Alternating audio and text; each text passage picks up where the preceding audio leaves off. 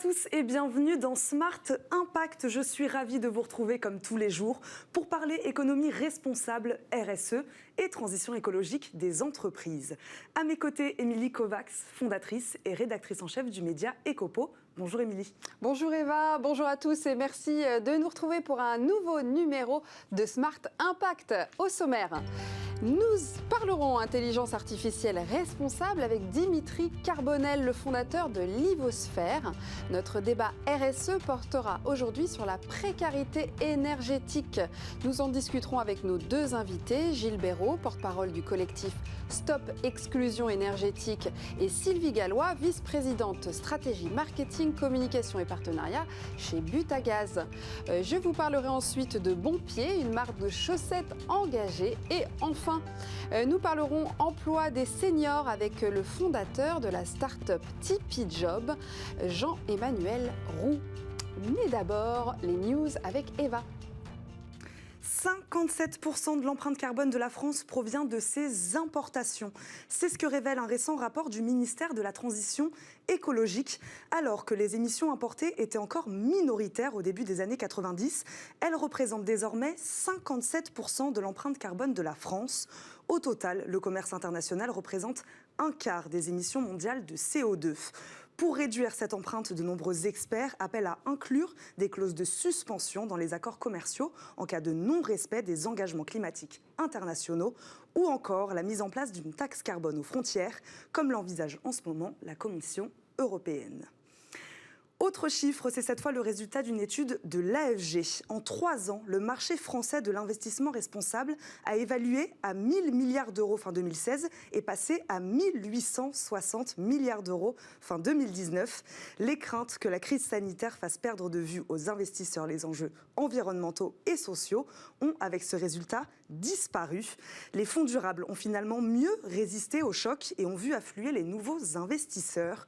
Pour l'agence de notation Moody's, la pandémie va transformer à long terme la manière dont les investisseurs et les entreprises vont aborder le risque en accordant plus d'importance aux facteurs environnementaux, sociaux et de gouvernance.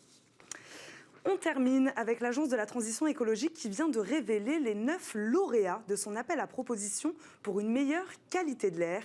Le programme s'appelle PrimeQual.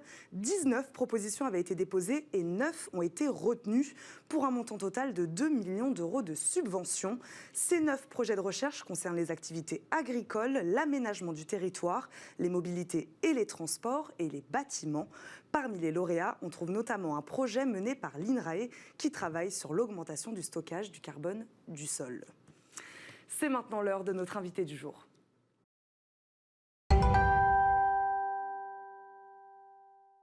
L'invité du jour est Dimitri Carbonel, c'est le fondateur de Livosphère. Merci d'être avec nous, Dimitri. Bonjour. Nous allons parler d'intelligence artificielle responsable. Peut-être que l'on peut commencer par présenter ce qu'est Livosphère. Oui, Livosphère, en fait, joue un rôle d'architecte, dans le sens où c'est un rôle d'architecte à la fois dans l'innovation technologique et l'innovation durable. L'objectif, c'est vraiment de partir des problématiques d'entreprise, de bien comprendre effectivement tous les tenants et aboutissants de leurs problématiques, ensuite de concevoir des solutions, de travailler avec des partenaires et puis de construire, de mettre en place et de déployer des solutions justement qui soient opérationnelles et déployées pérennes dans le temps. Ce n'est pas uniquement d'époque, mais l'objectif c'est vraiment, ou des proof of concept, mais l'objectif c'est vraiment d'avoir des solutions qui durent. C'est un conseil en stratégie, Oui, c'est à la fois du conseil, mais au-delà de ça, c'est comme un architecte. C'est-à-dire l'architecte ne va pas juste dire bah, « tiens, voici les plans, puis c'est terminé ». Non, il va aller jusqu'au bout, il va rechercher les maçons, il va rechercher les électriciens, et il va construire la maison. Et si la maison tombe, c'est de sa faute. C'est le même principe. Alors, du coup, vous conseillez notamment certains de vos clients en rapport avec l'intelligence artificielle. Est-ce qu'on peut présenter ce que c'est ? Oui, l'intelligence artificielle, pour faire simple, c'est comme un programme informatique, sauf qu'il est capable d'apprendre par lui-même. Et c'est ça la différence qu'il y avait par rapport aux autres programmes. Alors ça permet de simuler l'intelligence. Il faut faire attention, parce que simuler l'intelligence, ça ne veut pas dire pour autant être de l'intelligence. Il y a plein de failles dans l'intelligence artificielle, ça manque complètement de bon sens. En revanche, comme une calculatrice est capable d'aller bien plus loin en termes de calcul qu'un être humain, et l'intelligence artificielle, sur certains domaines spécifiques, est bien plus rapide que des êtres humains. En revanche, elle n'a pas cette vision générale qu'a un être humain. Et alors, expliquez-nous la différence entre l'intelligence artificielle et l'intelligence artificielle durable et responsable. Alors, l'intelligence artificielle durable, il y a un premier point, c'est toujours se poser la question, c'est à quoi, d'abord, je vais l'utiliser. Est-ce que je vais l'utiliser pour quelque chose qui a du sens, qui a un impact aussi écologique positif? Ça peut être par exemple pour réduire sa consommation énergétique ou pour anticiper des inondations ou d'autres choses comme ça, ou pas, parce qu'il y a des utilisateurs complètement inutiles. La deuxième chose aussi qui est importante, c'est se dire comment est-ce que je construis mon intelligence artificielle? Est-ce qu'il y a des manières de faire, notamment on utilise des réseaux neuronaux pour l'intelligence artificielle, soit on se base sur des choses qui existent déjà, on réutilise des choses qui existent déjà, et donc là on est capable d'être beaucoup plus rapide et efficace et efficient, soit on recrée la roue à chaque fois, ce qui consomme beaucoup d'énergie à chaque fois. D'accord, donc l'énergie, effectivement, il y a plein de sujets qui sont abordés dans l'intelligence artificielle. L'intelligence artificielle est utilisée en fait au service d'un tas de domaines, c'est ça? Oui. Et il y a un clivage, on en discutait avant de tourner, il y a un clivage pour ou contre l'intelligence artificielle. Expliquez-nous justement ce clivage-là. Ce qui se passe, c'est qu'on a tendance à souvent simplifier les choses. C'est-à-dire que d'un côté, il y a des personnes qui vont dire « Ah oui, l'IA, ça consomme énormément d'énergie ». Alors, c'est vrai, pour entraîner un réseau neuronal, qui est un des éléments de machine learning, deep learning, etc., oui, ça consomme de l'énergie. Après, comme je l'ai dit tout à l'heure, il y a des moyens de réduire fortement ça, alors, sans rentrer dans le détail, techniques qu'on appelle le transfer learning, le federated learning, etc., qui permet de réduire fortement cette consommation. Il y a aussi d'autres techniques, notamment l'ordinateur quantique. C'est un exemple tout simple, mais l'ordinateur quantique en fait, permet de modéliser un très grand nombre de combinaisons, de possibilités. Et grâce à ce système, on est capable de modéliser des réseaux neuronaux mais de manière beaucoup plus rapide qu'un ordinateur classique. Mais consommer de l'énergie pour en réduire, c'est pas contradictoire? Encore une fois, si par exemple, je utilise cette consommation pour réduire donc, la consommation énergétique ou pour réduire la consommation d'eau, par exemple, dans les champs, là, ça a du sens. Si en revanche, je l'utilise pour autre chose, c'est différent ou ça n'a aucun impact. En fait, ce qu'il faut faire, c'est faire la balance entre les plus et les moins. Qu'est-ce que ça apporte et qu'est-ce que ça retire? Après, bien sûr, il est difficile de tout anticiper, mais néanmoins, en ayant cette vision-là, les plus et les moins, là, on peut se dire, OK, là, ça a du sens, j'ai investi dans l'intelligence artificielle, ou là, non, ça ne sert à rien, je ne le fais pas. Alors, est-ce qu'on peut donner peut-être, Dimitri, des bons exemples de cette utilisation d'intelligence artificielle au profit d'une transition économique responsable? Alors, je vais prendre un exemple, alors c'est plus anecdotique, mais dans le domaine équitable, il y a, dans le domaine des impôts, il y a Gérald Darmanin qui a beaucoup utilisé donc, l'intelligence artificielle pour justement retrouver des fraudeurs, ce qui était une bonne chose, ce qui aussi augmente l'équité. Mais je vais prendre un exemple plus précis qui est dans le domaine des territoires.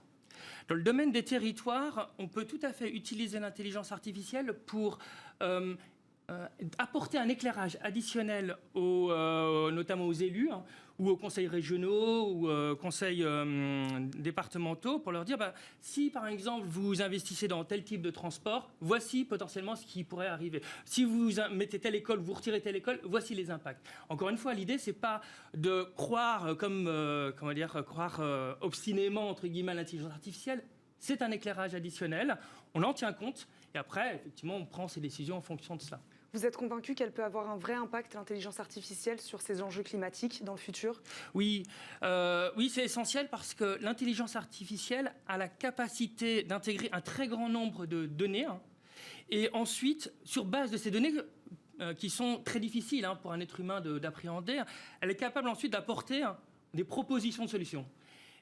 Et ensuite, d'apporter un éclairage qui nous permet de prendre potentiellement des bonnes décisions.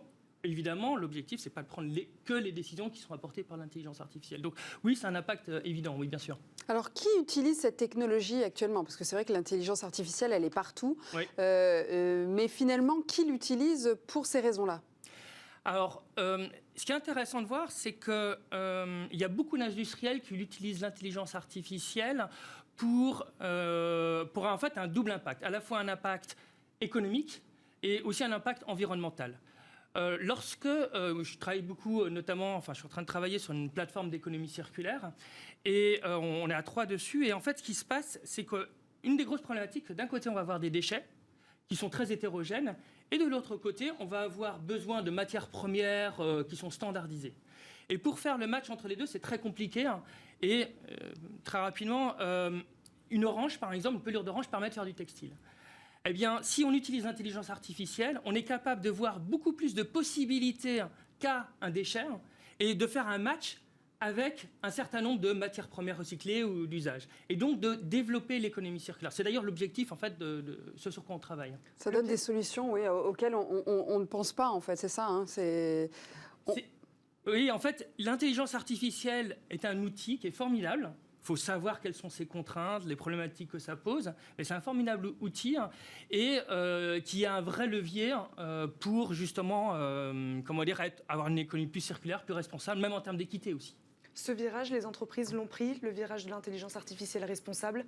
Alors, je pense que pour l'instant, c'est pas vraiment pour l'instant. Il y a, je pense, un certain nombre de grands groupes, les GAFA se posent la question, donc les Google, Apple, etc., se disent on a des data centers qui consomment beaucoup d'énergie, donc on essaie de trouver des solutions pour, par exemple, utiliser les panneaux photovoltaïques ou d'autres solutions pour réduire la consommation d'énergie. Donc ça, il y a une préoccupation. OVH aussi, je pense, le fait aussi. Néanmoins, au sein des entreprises, souvent, c'est deux choses qui sont complètement dissociées.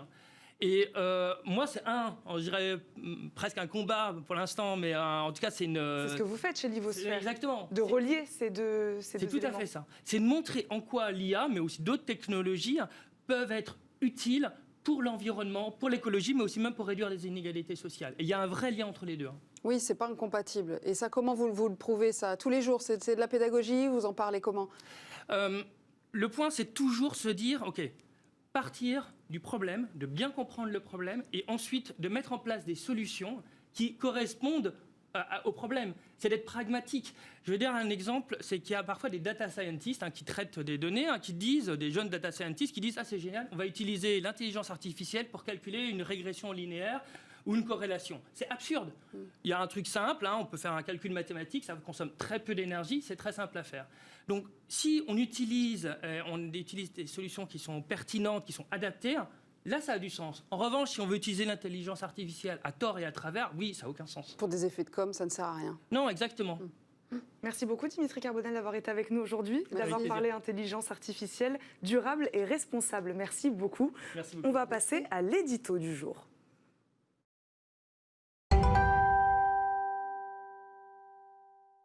La marque de chaussettes Bonpied est fondée sur un principe solidaire inédit. Pour chaque paire de chaussettes achetée, une paire est offerte aux sans-abri. Cette start-up française, créée en 2018, répond à un important besoin de chaussettes exprimé par les personnes vivant dans la rue. Le problème, c'est que les Français ne donnent pas de chaussettes aux associations qui doivent les acheter, faute de collecte. Elles ne peuvent donc pas en distribuer aux sans-abri. Bonpied a donc décidé d'offrir une paire de chaussettes aux sans-abri à chaque fois qu'un client achète une paire chez eux. Une action rendue possible grâce à des associations partenaires qui travaillent directement avec les SDF. Côté impact environnemental, la marque vient de lancer Sacha, une nouvelle gamme de chaussettes écologiques fabriquées à partir de fils issus du recyclage de coton et de bouteilles en plastique.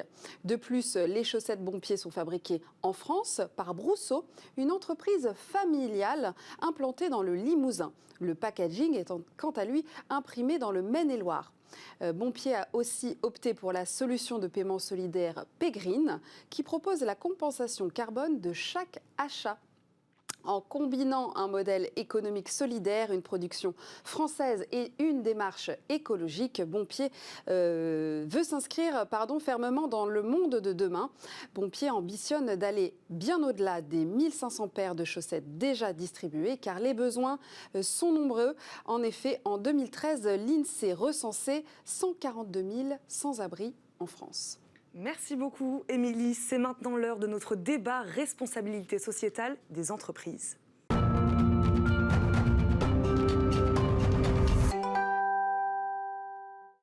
Notre débat RSE s'intéresse aujourd'hui à la précarité énergétique. Pour en parler, nous accueillons tout de suite en plateau Gilles Béraud, porte-parole du collectif Stop Exclusion énergétique et délégué général de la Fondation des Transitions. Bonjour. Bonjour. Et Anne-Stéphanie Pierry, directrice RSE de Butagaz. Bonjour. Merci à tous les deux d'être avec nous. On va peut-être commencer par définir ce qu'est la précarité énergétique. La précarité énergétique, c'est la difficulté pour une personne de pouvoir se sentir au chaud, à l'aise chez soi. C'est l'impossibilité de se chauffer parce que le logement n'est pas adapté, parce que les moyens de la personne ne le permettent pas. C'est plein de facteurs qui font qu'une personne se sent à froid chez elle. Et ça touche des millions de foyers en France, ça touche 10% de la population.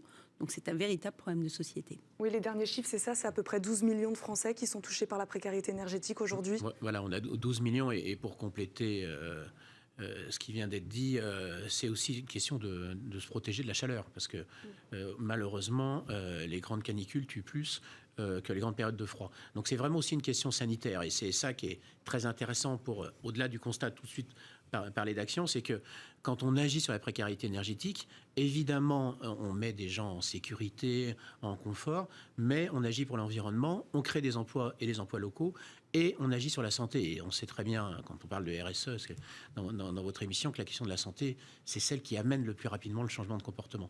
Et le coût pour la santé, juste pour vous donner un chiffre, c'est 700 millions d'euros par an de coût direct du mal logement pour la sécurité sociale, selon la Fondation Abbé Pierre. C'est énorme. Est-ce que la crise de la Covid a accéléré ces problématiques d'exclusion énergétique ? Bien sûr, malheureusement, cette crise n'a fait que renforcer cette tendance lourde. Ça touche les foyers monoparentaux, ça touche les personnes âgées isolées chez elles. Donc la crise Covid a davantage isolé ces personnes. Et donc, oui, elle a renforcé ce problème. Oui. Le problème central, c'est le problème du logement, du bâtiment. C'est par ça qu'il faut commencer ? De toute façon, il faut commencer par le logement. Et effectivement, la Covid a fait que si vous êtes en difficulté, vous avez un logement de mauvaise qualité, imaginez ce qui se passe si vous n'avez pas le droit de sortir dehors, que vous êtes 24 heures sur 24, qu'il n'y a pas école. Et en plus, ce qui était le logement, qui était devenu ces dernières années plutôt un endroit pour poser ses affaires et dormir pour beaucoup, avec une vie extérieure renforcée, est devenu un lieu où en plus, il faut faire la médecine, il faut faire l'école. Parfois, il faut travailler, même si le télétravail concerne moins les précaires, évidemment, mais c'est aussi le cas. Et donc, tout ça, c'est amplifié. Et quand vous êtes un précaire et que vous voyez à la télévision que la qualité de l'air extérieur s'améliore, c'est le contraire chez eux. Il y a plus d'humidité. Enfin, les enfants sont 40% plus malades que les autres. Enfin, voilà. Donc, c'est une priorité nationale. Bon, évidemment, on s'est réjoui que la Convention citoyenne s'approprie le sujet, même s'il y a énormément d'acteurs qui travaillent au quotidien. C'est des dizaines de milliers de personnes en France qui, tous les jours, accompagnent ces 12 millions de personnes. Mais évidemment, il n'y a pas assez de moyens. Il faut encore beaucoup plus d'argent. Il faut encore beaucoup plus d'équipes. Il faut former massivement dans le bâtiment. Enfin, c'est un chantier énorme. Qui sont les acteurs ? Les entreprises, les territoires. C'est toute une chaîne. Et d'ailleurs, la plupart sont dans le collectif Stop et Exclusion énergétique. Ça part des grandes ONG, Fondation Abbé Pierre, Secours catholique, Croix-Rouge, toutes ces organisations qui identifient, qui accompagnent, parce qu'on n'est pas que précaire énergétique en général. Il y a aussi plein d'autres problèmes de précarité. C'est ça l'enjeu, c'est d'identifier déjà, surtout. C'est d'abord d'identifier. Ensuite, d'accompagner. Et d'ailleurs, c'est là qu'on manque beaucoup d'argent. Imaginez, un bouquet de travaux, c'est tout de suite 40 000, 50 000 euros quand vous partez de l'habitat indigne. Les financements, ils existent, mais vous avez 10 dossiers de demande de subvention. Et là, donc, c'est des acteurs comme Dorémy, Ecohabitat, qui ont toute une ingénierie pour trouver les financements. Après, il faut trouver les artisans, les accompagner. Il faut éventuellement accompagner le logement des précaires pendant les travaux. Et ensuite, aussi apprendre les changements de comportement pour éviter l'effet rebond classique. Un précaire est quelqu'un qui paye plus cher d'énergie qu'une maison bien isolée. En moyenne, sur un logement de 70 mètres carrés, on devrait payer 1 000 euros par an de chauffage et électricité. Un précaire, il va souvent payer 3 000 euros. Donc, il y a des effets rebonds parfois si on n'accompagne pas les gens. Vous avez eu froid toute votre vie, vous avez envie d'avoir 25, quoi. Donc voilà, il faut accompagner ça, discuter les gens. Oui, c'est toute une chaîne qui est à la fois publique, à la fois privée, qui est à la fois de l'accompagnement, à la fois de la technologie, parce qu'il faut avoir de l'ambition quand on accompagne des précaires. Il faut viser des vraies rénovations. Il ne faut pas donner accès seulement à des qualités, à des matériaux sains et biosourcés aux gens qui ont de l'argent et pas aux précaires. Oui, donc c'est toute une chaîne et c'est un enjeu mais majeur du plan de relance. C'est évidemment des centaines de milliers d'emplois. Et tout le monde est concerné, hein, entreprises publiques pour agir, les associations et les entreprises aussi privées. Oui. Comment Butagaz agit du coup justement? Nous, en tant qu'énergéticiens, on est fournisseurs multi-énergie maintenant, donc on se sent complètement concerné par le sujet, évidemment. C'est un sujet important et douloureux. Nous, on s'organise d'abord chez nous, au sein de l'entreprise, pour mieux accueillir ces publics. Donc, on a nommé 12 référents précarité énergétique. On a formé tous les collaborateurs en relation avec les clients à la question de la précarité énergétique, c'est-à-dire comment accueillir un client qui est dans cette situation, comment le conseiller, comment l'aiguiller, comment faire en sorte de le sortir, enfin de contribuer à le sortir du cercle vicieux, puisque c'est évidemment un sujet qui nous touche. Et puis, on prépare aussi des chantiers concrets pour démontrer qu'il est possible de transformer une passoire énergétique en logement décent et confortable. Donc ça, c'est des sujets qu'on a à l'étude pour la rentrée. Et puis, on s'engage auprès de la Fondation des Transitions pour participer au collectif également, contribuer à un certain nombre d'initiatives, comme la tribune avec 7 propositions, être co-signataire de cette tribune avec 7 propositions pour changer concrètement la situation et sortir de cette situation de précarité énergétique, tout comme participer également au trophée Stop Précarité énergétique qui sont actuellement en cours et qui vont permettre de mettre en valeur des initiatives locales dans les territoires qui peuvent être reproductibles et qui peuvent démontrer qu'on peut sortir des passoires énergétiques de ce statut pour en faire des logements décents. Donc voilà, on contribue à la fois dans notre organisation, au sein de notre organisation et puis au sein de collectifs. Mais le problème, comme le disait Gilles Béraud, c'est que c'est trop cher encore. C'est pour ça qu'aujourd'hui, encore en 2020, il y a autant de personnes qui subissent cette précarité énergétique. C'est trop cher de refaire des immeubles. Non, je ne pense pas, parce que derrière, il faut qu'on aille plus loin aussi dans le côté local. On parle de relocalisation, il va falloir vraiment aussi relocaliser des filières. Aujourd'hui, on sait faire de l'isolant avec de la paille de riz en Camargue. Il y a des entreprises qui le font. Voilà. Il y a tout un travail. C'est de l'argent, mais c'est de l'emploi. Et c'est du gain social, c'est du gain, oui, c'est de l'investissement. C'est pas des problèmes de financement. Et il faut que l'État aille encore plus loin. Madame Wargon, qui était secrétaire d'État maintenant à l'ensemble du logement, on s'en réjouit parce qu'elle a pris des positions, et notamment elle nous a dit récemment en tant qu'ONG que le 2021 devrait être l'année de la rénovation globale. C'est-à-dire qu'il ne s'agit pas de passer de la chaudière fioul au gaz ou à la biomasse, etc., puis d'isoler. Quand vous avez en face de vous des précaires, c'est compliqué de rentrer chez eux. C'est compliqué d'organiser les travaux. Donc si vous faites un peu de travaux tous les ans, on n'y arrivera pas. Il faut avoir l'ambition tout de suite de faire de la rénovation globale de haut niveau de qualité. Et si on fait ça, on fait travailler les entreprises françaises dans tous les domaines. Oui, dont des start-up qui ont des innovations d'ailleurs. Mais c'est l'appel aussi. C'est aussi. Je suis ravi qu'on soit là pour ça. Effectivement, comme vous le disiez. On a organisé des trophées, on a mis des comités en place en France dans 10 régions pour aller identifier les meilleures initiatives, mais aussi bien des startups que des associations. Mais on a besoin d'intelligence, on a besoin de talent sur tous ces sujets de l'environnement, de la précarité. On a besoin de vous fabriquer des startups, parce que pour les précaires, on a besoin de vous. Vous allez avoir des marchés subventionnés, puis après, vous vivrez la vie c'est la loi du marché. Mais on a besoin de cette intelligence, de cette créativité pour piloter, pour inventer des matériaux, pour inventer des outils. On a besoin, et les trophées des Stop Exclusion énergétique sont faits pour ça. Il reste 15 secondes. Vous voulez juste réagir là-dessus? Les solutions, elles sont là, en effet? Oui, les solutions, elles sont là, mais elles sont complexes, elles sont diverses, elles sont éparses. Et donc, tout l'enjeu, c'est de faciliter la vie des Français. Mais les solutions existent. Merci beaucoup à tous les deux d'avoir été avec nous, d'avoir débattu sur la précarité énergétique aujourd'hui. Merci beaucoup. Merci. On va passer à la bonne idée du jour.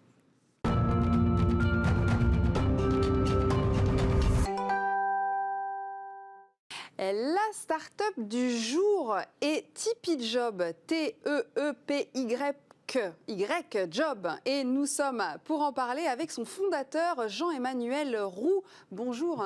Bonjour. Merci Jean-Emmanuel. Est-ce qu'on vous pouvez peut-être présenter Tipeee Job? Alors Tipeee Job, c'est une plateforme de recrutement pour les 50 ans et plus.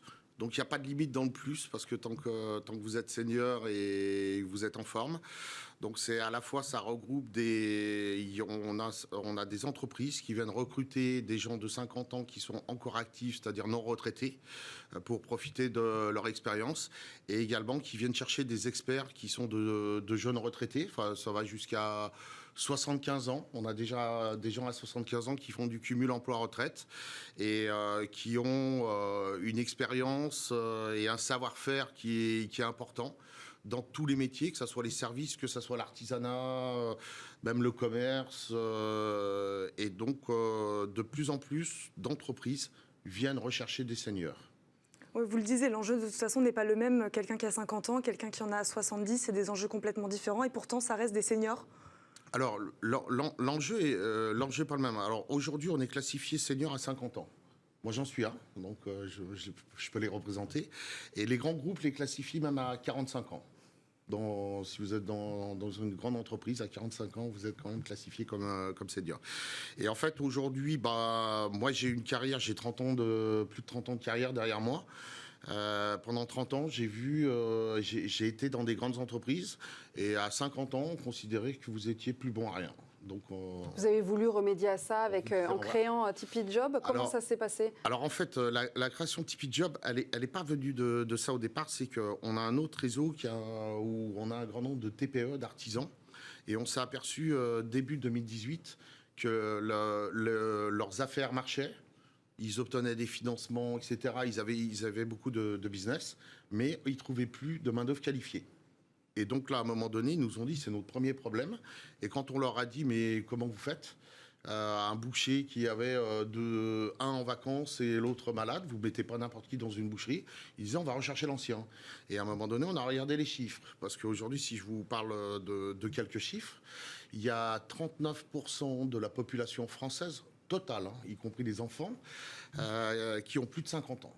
Et ces chiffres vont augmenter, puisqu'en 2060, il y aura un Français sur 3 qui aura plus de 60 ans. Donc on est vraiment dans un vieillissement de la population. Et donc il y a moins de main-d'œuvre qualifiée, parce qu'il va y avoir de moins en moins d'actifs et de plus en plus de seniors. Et aujourd'hui, ces 39%, ils représentent à peu près 27 millions. Vous en avez 17 millions qui sont déjà à la retraite et 10 millions. Ce sont les baby boomers, en fait, qui vont arriver à la retraite petit à petit. D'ailleurs, il va y avoir un pic sur les retraités en 2026. Si on reste sur les chiffres, vous, Tipeee Job, ça représente combien d'entreprises et combien de recrutements à peu près là ? Aujourd'hui, on a 2500 entreprises qui viennent recruter des seniors. Parce que quand elles viennent chez nous, elles viennent spécialement pour recruter des seniors. Alors, elles viennent pour deux raisons. La première, c'est soit il y a une pénurie, et elles arrivent chez nous parce qu'elles n'ont plus le choix. Mais on voit un nouveau phénomène, et je pense que c'est un phénomène qui va s'amplifier dans le temps, où il y a des gens qui viennent chercher parce que c'est des seniors, parce qu'ils ont de l'expérience, parce que c'est une éducation du travail qui n'est pas la même, parce qu'ils sont fiables, pour toutes ces bonnes raisons en fait. Merci beaucoup de nous avoir parlé emploi des seniors aujourd'hui. Merci Jean-Emmanuel Roux. C'est déjà la fin de votre émission Smart Impact, mais on vous retrouve bien sûr très vite avec Émilie. Oui, Eva, on vous retrouve demain pour de nouvelles solutions, de nouveaux débats RSE. À très vite.